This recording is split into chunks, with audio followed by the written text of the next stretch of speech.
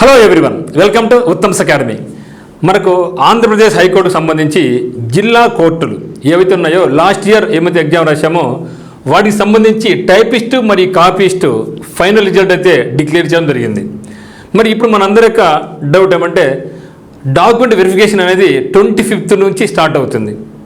మరి 25th start అవుతుంది కదా, ఏమేమి డాక్యుమెంట్ తీసుకెళ్ళాలి, నేను ఏ రోజు వెళ్ళాలి, ఏ జిల్లాకు వెళ్ళాలి అనేది చాలామందికి డౌట్ ఉంది. మరి యొక్క డౌట్స్ అన్నీ కూడా ఈ యొక్క వీడియోలో మనం క్లియర్ చేసుకుంటాం. మరి ఫస్ట్ ఆఫ్ ఆల్ ఎవరైతే ఈ యొక్క టైపిస్ట్ మరియు కాపీస్ట్కి సంబంధించి సెలక్షన్ కావడం జరిగిందో మీ అందరికి కూడా ఉత్తమ్స్ అకాడమీ తరఫున మా యొక్క టీం అందరి తరఫున హార్టీ కంగ్రాచులేషన్స్. సో మేము మా తరఫున మీకు అందరికి కూడా హృదయపూర్వక ధన్యవాదాలు తెలుపుకుంటున్నాం. అదేవిధంగా మీరు రాబోయే ఇంకా ఫ్యూచర్లో ఇంకా మీరు ఉన్నత స్థాయికి చేరుకోవాలని, ఇంకా మంచి పొజిషన్లో ఉండాలనేసి మేము మనస్ఫూర్తి కోరుకుంటున్నాం. దానికి తగ్గ విధంగానే మీరు కూడా స్టెప్స్ వేయండి, ప్రాక్టీస్ చేయండి, వదలొద్దండి. మీకు ఏమైతే గోల్ ఉందో, ఉన్నత స్థాయి గోల్ ఏమైతే ఉందో ఆ యొక్క గోల్ను రీచ్ అయ్యేంత వరకు కూడా మీరు మీ యొక్క పట్టుదలను ఈ యొక్క ఫీల్డ్ నుంచి మీరు బయటకైతే పోవద్దండి. సో అప్పుడే మన యొక్క గోల్ అనేది ఫుల్ఫిల్ కావడం జరుగుతుంది. మరి డాక్యుమెంట్కు సంబంధించి యొక్క వెరిఫికేషన్ సంబంధించి ఏమేమి తీసుకెళ్ళాలి అనేది మనకు ఇంకా వెబ్సైట్లో ఇంకా పెట్టలేదు. మరి యాక్చువల్గా ఈరోజు పెడతారు అనుకున్నాను మార్నింగ్ అయినా సరే, మరి ఈరోజు ఇంకా పెట్టలేదు. మేబీ మనకు నిన్న ఈరోజు రేపు కూడా కోర్టు హాలిడే కాబట్టి మరి పెట్టకపోవచ్చు, మేబీ మండే పెట్టవచ్చు. బట్ అంతవరకైనా సరే మనకు కొంచెం ఆతృత ఉంటుంది కదా ఏమేమి కావాలనేసి. So based on previous recruitment, so గతంలో మనకు junior assistant, field assistant, record assistant, processor, driver post ఇవన్నీ జరిగాయి కదా. సో వాటికి డాక్యుమెంట్ వెరిఫికేషన్ అయ్యింది కదా. సో దాన్ని బేస్ చేసుకొని ఇక్కడ నేను మీతో డిస్కస్ చేస్తున్నా. సో మోస్ట్లీ మనకి ఇదే విధంగా ఉండే ఛాన్స్ ఉంటుంది, మ్యాక్సిమం అదే ఉంటుంది. మరి అఫీషియల్గా మళ్ళీ ఒకసారి పెడితే నేను మీకు అది ఖచ్చితంగా పెడతాను. మరి డాక్యుమెంట్ వెరిఫికేషన్ డేట్స్ మనకు అందరికీ తెలుసు. 25th ఆగస్ట్ నుంచి 3rd సెప్టెంబర్ వరకు మనకు ఉంటుంది. మరి యొక్క దాదాపుగా మనకు 8 days ఉంటుందన్నమాట డాక్యుమెంట్ వెరిఫికేషన్. ఏ రోజు పోవాలి అనేది మనం డిసైడ్ చేసుకోవచ్చు. పలానా తేదీ రావాలనేది వాళ్ళు మనకు చెప్పరు. తిరిగి మనకు స్పెషల్గా ఇంటిమేషన్ కూడా మనకు వాళ్ళు చేయరు, మీరు ఇప్పుడు రండి, మీరు సెలెక్ట్ అయినా అని చెప్పరు ఇంకా. సో మనం మన యొక్క పేరు బేస్ చేసుకొని ఈ తేదీలు ఎప్పుడు పోయినా సరే ఒకటే. సో నేను మీకు ఏం చెప్తానంటే లాస్ట్ మూమెంట్లో రష్ పడుకోకుండా ఈరోజు మంచిది కాదు అది అటువంటి ఏమైనా సెంటిమెంట్లు ఉంటే కొంచెం పక్కన పెట్టేసేయండి. సో నాకు తెలిసి మీరు లేట్గా కాకుండా ముందుగానే మనం వెళ్ళామనుకోండి, సో డే 1 డే 2 డే 3 వెళ్ళామనుకోండి, మనకి ఏమవుతుందంటే ఏమైనా సరే మనకు చిన్న చిన్న మిస్టేక్స్ ఉంటే వాళ్ళు మనకు రెక్టిఫై చేస్తారు. సో రెక్టిఫై చేసి ఈ డాక్యుమెంట్ సరిగా లేదు, ఇది మళ్ళీ ప్రొడ్యూస్ చేయండి మనకు చెప్తారు. అంతేగాని ఏదో చిన్న పొరపాట్లు ఉన్నంత మాత్రాన వాళ్ళు మన జాబ్ నుంచి తీసివేయరు, మనం డిస్క్వాలిఫై చేయరు. సో ఫస్ట్ చాలా భయపడుతున్నారు అన్నమాట. సార్ నాకు చిన్న మిస్టేక్ పోయింది, దానిలో నా జాబ్ని తీసేస్తారేమో, నాకు ఇవ్వరేమో అనుకుంటున్నారు. అస్సలు ఫస్ట్ ఆ భయాన్ని తొలగించేసేయండి. ఒక్కసారి వన్స్ మన సెలెక్షన్ అయిన తర్వాత మోస్ట్లీ వాళ్ళు మనల్ని బయటకు పంపించారు. ఇంకా అయినా బ్లండర్ అంటే ఆ యొక్క మిస్టేక్స్ అనేది చాలా పెద్ద మిస్టేక్స్ ఉండే తప్ప మీరు క్యాస్ట్ చేంజ్ చేయడము, ఏది చాలా డిఫరెన్స్ పెట్టుకోవడము ఇటువంటివి ఉంటే తప్ప మనల్ని మోస్ట్లీ వాళ్ళు జాబ్ నుంచి డిస్క్వాలిఫై చేయరు. సెలక్షన్ లిస్ట్లో మన పేరు అట్లే ఉంటుంది. ఆ చిన్న మిస్టేక్స్ ఏమంటుంటే వాళ్ళు ఏం చెప్తారంటే రెక్టిఫై చేయమని చెప్తారు. ఇది తప్పు ఉంది, ఇది రెక్టిఫై చేసుకురండి, ఈ యొక్క డాక్యుమెంట్స్ తిరిగి మనకు ప్రొడ్యూస్ చేయండి, అటువంటి మన సలహాలు ఇస్తారు తప్పితే మనల్ని ఇంకొక రకంగా వాళ్ళు ఎటువంటి పరిస్థితుల్లో మనల్ని ఇబ్బంది పెట్టాలని చూడరు. దీన్ని గుర్తుపెట్టుకుని హ్యాపీగా ధైర్యంగా ఉండండి, ఓకేనా. ఎందుకు చాలామంది భయపడుతున్నారు, సార్ నాకు చిన్న మిస్టేక్ అయింది, డేట్ ఆఫ్ బర్త్ 1-2 days తప్పుపడింది, ఓకే ఇట్లా భయపడుతున్నారు. సో ఏదైనా సరే మనం రిక్వెస్ట్గా ఇది నా తప్పు జరిగింది అని చెప్తే వాళ్ళు ఖచ్చితంగా మన మొర ఆలకిస్తారు, దానికి తగ్గ విధంగానే మనకు గైడ్ చేస్తారు. కాబట్టి ముందుగానే వెళ్ళామనుకోండి, మనం 3వ తేదీ వెళ్ళామనుకోండి, సో 3వ తేదీ వెళ్ళేసి మిస్టేక్స్ ఉంటే ఇది మళ్ళీ తేపు అంటే మనకు టెన్షన్ స్టార్ట్ అవుతుంది. సో అందుకు నేను మీకు చెప్పేది ఏమంటే సో ముందుగానే వెళ్ళండి. సో మీకు ఏమైనా సెంటిమెంట్స్ ఉంటే మీరు ఆలోచించండి, ఎందుకంటే 25th నుంచి 3rd వరకు కదా. సో ఆలోచించుకొని మీకు మంచి రోజు ఏమైతే బాగుంది అనుకుంటున్నారో ఆ సెంటిమెంట్ కూడా మీకు గౌరవిస్తారు. నేనైతే ఎటువంటి సెంటిమెంట్స్ నేను పట్టించుకొని నాకు ఎప్పుడైనా సరే ఏది మంచిదైతే అదే జాయిన్ అయిపోతాను నేను, ఓకేనా. సో కాబట్టి ఈ యొక్క డేట్లు మనకు ఉంది కాబట్టి ఫస్ట్ ఆఫ్ ఆల్ మీకు చెప్పేది అంటే వీలైనంత త్వరగా డాక్యుమెంట్ వెరిఫికేషన్స్కి వెళ్ళండి. సార్ మేము ఏమి వెళ్ళాలి ఇవన్నీ కూడా నేను మీకు చెప్తా. అయితే మీరు ఎవరైతే క్వాలిఫై అయినారో జాబుల్లో పేరు అయితే ఉందో మీకు అందరూ కూడా మరొకసారి నేను ధన్యవాదాలు తెలుపుకుంటున్నాను. మరి పాస్ అయిన వాళ్ళు మీరు ఏం చేస్తారంటే ఇంకా మరిన్ని అప్డేట్స్ వరకు సో మరి ఇంకా మీకు ఇంకా అప్డేట్స్ వస్తూ ఉంటాయి. సో వీటి వరకు మీకు పర్సనల్గా నాకు అయితే మీరు మెసేజ్ కూడా చేయండి. సో మీ పేరు అంటే మన యొక్క నెంబర్ ఇది నా పర్సనల్ నెంబర్ 7780616884 అనేది ఇది నా యొక్క పర్సనల్ నెంబర్. ఒకవేళ ఇన్స్టిట్యూట్ నెంబర్ ఇది నేను ఒకవేళ లిఫ్ట్ చేయకపోతే బిజీలో ఉన్నప్పుడు ఇది మనకి ఇన్స్టిట్యూట్ నెంబర్ 8688080802 కన్నా సరే మీరు మెసేజ్ ఏం చేస్తారంటే మీ పేరు మెసేజ్ చేయండి.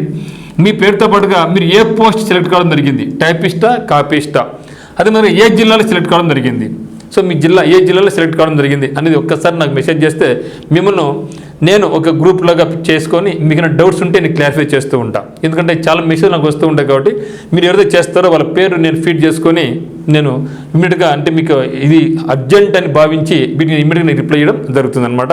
సో ఎవరైతే సెలెక్ట్ అయినారో ఒక్కసారి మీరు నా యొక్క అవసరం ఉంది అనుకుంటే మీరు ఇదైతే నాకు లిస్టు పంపించండి. మరి ఏమిచ్చారు మనకి మెయిన్ ఏం చేయాలంటే, సో ఇక్కడ మీరు చూసినట్టయితే కొందరు అభ్యర్థులు మోర్ దాన్ 1 డిస్ట్రిక్ట్ అంటే ఎక్కువ మంది పాస్ అయి ఉంటారు. ఓకేనా, అంటే గతంలో అయితే ఒకే పేరు చాలా జిల్లాలు అనిపించేది, ఇప్పుడు చాలా వరకు తగ్గిపోయింది. సో కొద్దిగా వెరీ రేర్ పీపుల్కి మాత్రమే మోర్ దెన్ 1 డిస్ట్రిక్ట్లో సెలక్షన్ వచ్చేట్లుగా ఉంది. అదే మాదిరిగా అదే డిస్ట్రిక్ట్లో టైపిస్ట్ కాపీస్ట్ ఉండరు సెలెక్ట్ కావడం జరిగింది, ఇవి రేర్ కేసులో. సో మీరేం చేయాలంటే మీకు ఏ జిల్లాలో అయితే ఇంట్రెస్ట్ ఉందో ఆ జిల్లాకు మాత్రం మీరు వెళ్ళి మీరు ఏం చేయాలంటే ఫామ్ 1 సబ్మిట్ చేయాలి. ఓకే, అంటే మీ పేరు 2 లేదా అంతకంటే ఎక్కువ జిల్లాలు మీ పేరు అక్పీర్ అవుతూ ఉంటే నేను ఈ జిల్లాలోనే నేను జాబ్ చేస్తాను అని చెబుతూ ఫామ్ 1 మనం సబ్మిట్ చేయాలి. సార్ ఫామ్ ఎక్కడ ఉంటుంది? సో ఫామ్ 1 అనేది అఫీషియల్ వెబ్సైట్లో గతంలో పెట్టారనమాట. ఇన్ కేసు మీరు ఒకసారి సెర్చ్ చేయండి, ఒకరు మీకు కనిపించకపోతే నాకు మెసేజ్ చేయండి. ఇక్కడ ఉంది కదా మీ పేరు, పోస్ట్ నేము, డిస్ట్రిక్ట్ సెలెక్ట్ అయిన తర్వాత నాకు మీరు మెసేజ్ చేస్తే నేను మీకు ఫామ్ 1 నేను మీకు పంపిస్తాను. మీరు డౌన్లోడ్ చేసుకుని దాన్ని ఫిల్అప్ చేసుకోవచ్చు. ఇది ఎప్పుడు ఇది మోర్ దాన్ 1 డిస్ట్రిక్ట్ మీరు సెలెక్ట్ అయ్యి ఉండి ఏ జిల్లాలో మీరు జాయిన్ అవ్వాలనుకుంటున్నారో దానికి సంబంధించి ఫామ్ 1 మనం సబ్మిట్ చేయాలి. తర్వాత ఇంకోటి ఏమంటే మనకు ఉండేది ఇంకోటి ఉంది voluntarily opted particular district. So ఇది నేను ఈ జిల్లాని కాకుండా నేను నా అంతకు నాకు తృప్తికరం నేను తృప్తి చెంది సాటిస్ఫై అయ్యి ఏ జిల్లా జాయిన్ అవుతున్నాను అనే దానికి సంబంధించి మీరు ఫామ్ 2 కూడా సబ్మిట్ చేయాలి.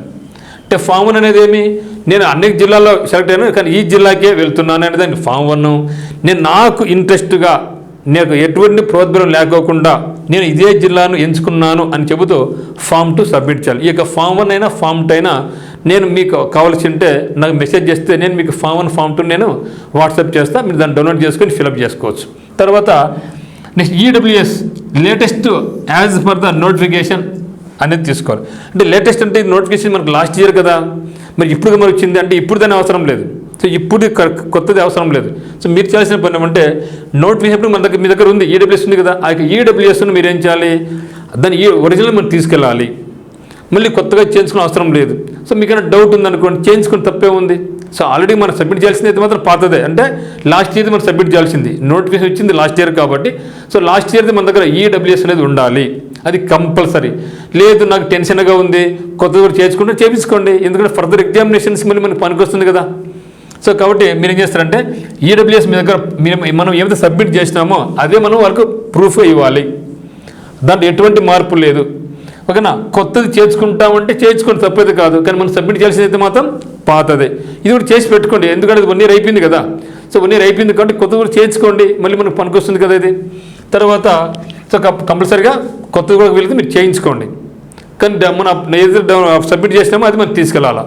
తర్వాత బీసీ వాళ్ళు, సో బీసీ వాళ్ళకి సంబంధించి మీరు ఒకవేళ ఓసీలో సెలెక్ట్ అయి ఉంటే అక్కడ మనకు ఉంది కదా మీ నేమ్ ఉంది, ఓకేనా, క్లియర్ రాశారు మీరు బీసీ వాళ్ళు అయినప్పటికీ ఓసీ సెలెక్ట్ అయ్యి కావడం జరిగిందని ఉంది. సో మీరు బీసీ వాళ్ళు అయి ఉండి ఓసీలో సెలెక్ట్ అయి ఉంటే అప్పుడు మీకు నాన్ క్రిమినల్ సర్టిఫికేట్ అవసరం లేదు. మీరు ఏం చేయాలి, సింపుల్గా caste certificate enough, caste certificate చేస్తే సరిపోతుంది. అంటే బీసీ అభ్యర్థి ఓసీలో సెలెక్ట్ అయి ఉంటే caste certificate is more than enough. మరి ఒకవేళ బీసీ అభ్యర్థి బీసీలో సెలెక్ట్ అయి ఉంటే బీసీ అంటే బీసీ అంటే బీసీఏ కావచ్చు, బీసీబీ కావచ్చు, బీసీసీ కావచ్చు, బీసీడీ కావచ్చు, బీసీఈ కూడా కావచ్చు. అప్పుడు మీరేం చేయాలంటే బీసీ అభ్యర్థి బీసీలో సెలెక్ట్ అయి ఉంటే మీరేం చేయాలంటే కంపల్సరీగా నాన్ క్రిమినల్ సర్టిఫికేట్ ప్రొడ్యూస్ చేయాలి. సో నాన్ క్రిమినల్ దాంతోపాటుగా క్యాస్ట్ సర్టిఫికేట్ కూడా మీరు ప్రొడ్యూస్ చేయాలి. సో ఏం చెప్తున్నారు, బీసీ అభ్యర్థులు ఓసీలో సెలెక్ట్ అయి ఉంటే నాన్ క్రిమినల్ అవసరం ఉంటే no problem, caste is more than enough. So మీకు ఆల్రెడీ మీకు ఉంటే ఇది నాన్ క్రిమినల్ తీసుకెళ్ళండి. కానీ బీసీ అభ్యర్థి బీసీలోనే సెలెక్ట్ అయి ఉంటే మాత్రం కంపల్సరీ మీరు 2 డాక్యుమెంట్స్ మీకు కావాలి. ఎందుకు కావాలి? ఒకటి నాన్ క్రిమినల్ సర్టిఫికేట్ కావాలి, దాంతోపాటుగా క్యాస్ట్ సర్టిఫికేట్ కూడా కావాలి. ఓకే, ఇవన్నీ కూడా ఏమి original. Okay, BC certificate original, caste original, non criminal original. So అన్నీ కూడా ఒరిజినలే ఉండాలి. మరి దీంతో పాటుగా ఇది మరి ఫామ్ 1 అండ్ ఫామ్ 2 చెప్పాను కదా. ఫామ్ 1 అండ్ ఫామ్ 2 కావాల్సిన వాళ్ళు నా యొక్క పర్సనల్ నెంబర్ 7780616884కు మెసేజ్ చేయండి, నేను మీకు పంపిస్తాను. ఓకే, సో ఎవరికి అవసరమో వాళ్ళకి నేను పంపిస్తాను. ఓకేనా? మరి మీరు ఒకసారి సెర్చ్ చేయండి, అఫీషియల్ వెబ్సైట్ సెర్చ్ చేయండి, మీకు దొరికితే అది డౌన్లోడ్ చేసుకుని అక్కడ. ఇన్ కేసు దొరకకపోతే సో నాకు డైరెక్ట్గా రెడీగా ఉంది. ఇంతకుముందు గతంలో మనకు హైకోర్టు వాళ్ళు ఇచ్చారు, దాన్ని మీకు ఫామ్ 1 ఫామ్ 2 మీకు సబ్మిట్ చేస్తాం. ఓకేనా? తర్వాత డాక్యుమెంట్స్ ఏమేమి కావాలి ఒరిజినల్ అంటే, సో అన్నీ కూడా ఒరిజినల్ కావాలి మిత్రమా. సో ప్రతిదీ కూడా ఒరిజినల్ చూపించాలి మనం, ఎందుకంటే పేరే డాక్యుమెంట్ వెరిఫికేషన్. కొందరు మెడికల్ గురించి అడుగుతున్నారు, సార్ మెడికల్ చేసుకొని పోవాలని. మెడికల్ అవసరం లేదు మిత్రమా. సో మెడికల్ మీకు ప్రస్తుతానికి అవసరం లేదు. సో డాక్యుమెంట్ వెరిఫికేషన్ అయిన తర్వాత మనం సెలెక్ట్ అవుతాం కదా. ఓకే, మనకు ప్రొసీడింగ్స్ పంపిస్తారు కదా. సో ప్రొసీడింగ్స్ పంపించినప్పుడు మనకు మెడికల్ అవసరం ఉంటుంది. ప్రస్తుతానికి మాత్రం మెడికల్ అనేది మనకు అవసరం లేదు. So no need to go hospitals. ఓకేనా? సో మనకి ఏమేమి కావాలంటే 10th class mark list compulsory కావాలి. ఎందుకంటే డేట్ ఆఫ్ బర్త్ సర్టిఫికేట్ అదే. కొందరు డేట్ ఆఫ్ బర్త్ సర్టిఫికేట్ అంటే మళ్ళీ కార్పొరేషన్ ఆఫీస్ కానీ మున్సిపల్ ఆఫీస్ కనేసి తర్వాత సచివాలయం పరిగెడుతూ ఉంటారు, అవసరమే లేదు. సో మనకు డేట్ ఆఫ్ బర్త్ సర్టిఫికేట్ అంటే ఏంది అంటే 10th క్లాస్ మార్క్ లిస్ట్నే ఒరిజినల్గా భావిస్తాం. So 10th class mark list అనేది డేట్ ఆఫ్ బర్త్ ప్రూఫ్ కూడా అదే. ఇంక ఎక్కడ కూడా మనకు తిరిగి మన జన ధృవీకరణ పత్రం అనేసి హాస్పిటల్ కానీ కార్పొరేషన్ ఆఫీసు మున్సిపాలిటీకి సచివాలయానికి అక్కడక్కడ పరిగెత్తిన అవసరమే లేదు. 10th class mark list as considered as date of birth certificate, ఇదే ఫైనల్ ఒరిజినల్. తర్వాత ఇంటర్మీడియట్ మార్క్ లిస్ట్ ఒరిజినల్. తర్వాత all degree certificates original. So మీకు ఏం దగ్గర ఏమైతే ఉన్నాయో 2, 3 ఉన్నాయా, 4, 5 మీకు సంబంధం లేదు. మీరు బీటెక్ అయినా నార్మల్ డిగ్రీ అయినా అవన్నీ కూడా మీరు డిగ్రీ సర్టిఫికేట్స్ తీసుకెళ్ళాలి. మీ దగ్గర హయ్యర్ క్వాలిఫికేషన్ ఉన్నా కూడా తీసుకెళ్ళండి. సో మనం వెళ్ళేది ఎక్కడికి? మనకు టైపిస్ట్ కాపీస్ట్ కదా. సో టైపిస్ట్ కాపీస్ట్ మనకు మెయిన్ ఇంపార్టెంట్ మనకు. సో టైపిస్ట్ అయినా కాపీస్ట్ మనకి ఇంపార్టెంట్ ఏమంటే మనకు టైపింగ్. ఓకేనా? సో టైపింగ్ కదా. సో టైపింగ్కి సంబంధించి మనకు సర్టిఫికేట్ తీసుకెళ్ళాలి. టెక్నికల్ బోర్డు నుంచి మనకు వచ్చింటుంది కదా. సో కంపల్సరీగా మీకు హయ్యర్ ఉన్న లోయర్ ఉన్న తీసుకెళ్ళాలి. ఎందుకంటే టైపిస్ట్కి అయితే మాత్రం కంపల్సరీగా హయ్యర్ సర్టిఫికేట్, కాపీస్ట్కి అయితే మనకు ఆప్షన్ ఇచ్చారు హయ్యర్ ఉండొచ్చు, ఇన్ కేసు లేనప్పుడు లోయర్ కూడా చెప్పడం జరిగింది. కాబట్టి కంపల్సరీగా మీరు టైపింగ్ అనేది మనకు ఏమైతే ఉందో డాక్యుమెంట్, ఓకే, మార్క్ లిస్ట్ ఏమైతే ఉందో దానికి కంపల్సరీ మనం ప్రొడ్యూస్ చేయాలి. సో టెక్నికల్ బోర్డు నుంచి మనకు వచ్చి ఉంటుంది, ఆ యొక్క ఇది మనకి తీసుకెళ్ళాలి. అది కూడా ఒరిజినల్. ఓకేనా? తర్వాత ఈడబ్ల్యూఎస్ సర్టిఫికేట్, ఇది కంపల్సరీ టెక్నికల్ బోర్డుకి ఇచ్చినటువంటిది మనకు compulsory. Typing certificate is very very important. Lower లేకుంటే హయ్యర్. సో 2 ఉంటే 2 కూడా తీసుకెళ్ళండి, తప్పేం కాదు. తర్వాత నాన్ క్రిమినల్ సర్టిఫికేట్ ఒరిజినల్. తర్వాత caste certificate original. So non criminal అందరికీ కాదు కదా, ఈడబ్ల్యూఎస్ అందరికీ కాదు కదా. సో ఈడబ్ల్యూఎస్ ఎవరికి? ఓసీ కేటగిరీలో ఉంటూ ఈడబ్ల్యూఎస్ సెలెక్ట్ అయిన వాళ్ళు ఈడబ్ల్యూఎస్ సర్టిఫికేట్ పెట్టాలి. బీసీ వాళ్ళు సెలెక్ట్ అయిన వాళ్ళు బీసీలు సెలెక్ట్ అయిన వాళ్ళు నాన్ క్రిమినల్ సర్టిఫికేట్ పెట్టాలి, వాళ్ళు క్యాస్ట్ పెట్టాలి. మరి ఓసీ వాళ్ళకు క్యాస్ట్ ఉండదండి. సో ఓసీ వాళ్ళకు ఈడబ్ల్యూఎస్ వాళ్ళకు క్యాస్ట్ సర్టిఫికేట్ అవసరం లేదు. ఓకే, వీళ్ళకు అవసరం లేదు. మిగతా వాళ్ళందరూ కూడా క్యాస్ట్ అవసరమే. ఓకే, బీసీ వాళ్ళకైనా ఎస్సీకైనా ఎస్టీకైనా వాళ్ళకి అవసరం. మరి ఎస్సీ ఎస్టీకి మనకు నాన్ క్రిమినల్ సర్టిఫికేట్ అవసరం లేదు. ఓకేనా? తర్వాత అయితే మాదిరిగా ఎస్సీ ఎస్టీకి ఏం చెప్పారంటే మనకు ఎస్సీకైనా ఎస్టీకైనా. సో ఎస్టీకి ఒకేటి ఉంటుంది. ఎస్సీలో మళ్ళీ మనకు తరగతులు ఉన్నాయి మనకు SC1, SC2, SC3 ఉన్నాయి కదా, ఆ సర్టిఫికేట్ మనం తీసుకోవాల్సి ఉంటుంది. తర్వాత ఫోటోస్ తీసుకోండి. మనం ఏదో సబ్మిట్ చేసినామో అప్లికేషన్లో ఆ ఫోటోస్ ఒకవేళ మిస్ అయిన మళ్ళీ కొత్తగా తీసుకోండి. మోస్ట్లీ వాటికి ప్రిఫరెన్స్ ఇవ్వండి. ఇన్ కేస్ మిస్ అంటే మళ్ళీ సార్ తీసుకోండి. తర్వాత 4 sets of xerox copies with attestation, ఇది కంపల్సరీ. ఇవన్నీ కూడా 10th class, intermediate, degree certificates, EWS, non criminal, ఇది అంటే మీకు దగ్గర ఏమైతే మీకు ఎలిజిబిలిటీ ఉందో ఆ సర్టిఫికేట్స్ అన్నీ కూడా జిరాక్స్ తీసుకోండి. 3 to 4 sets తీసుకోండి. కానీ ఇప్పుడైతే మనకు ఒక సెట్ తీసుకుంటారు వాళ్ళు. సో ఒక సెట్ తీసుకుంటారు. సో డాక్యుమెంట్ వెరిఫికేషన్ అయిన తర్వాత మళ్ళీ మనం జాయినింగ్ వెళ్తాం కదా. సో జాయినింగ్ వెళ్తాం కదా, అప్పుడు మళ్ళీ ఒక 2 సెట్లు అడుగుతారు వాళ్ళు.